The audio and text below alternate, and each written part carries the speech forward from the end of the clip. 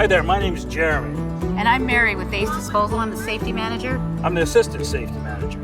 Remember, big trucks are very, very exciting to young children. It's very important to give the driver plenty of room to do his job. It's okay to watch the big truck, but it's important to stay back. You need to stay back at least 15 feet. Remember, stop, watch, and stay back.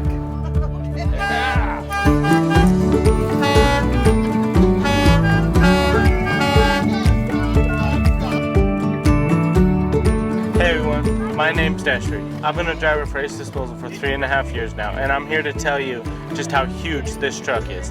At a full weight, these things can get up to 65,000 pounds. That's the equivalent of 30 cars.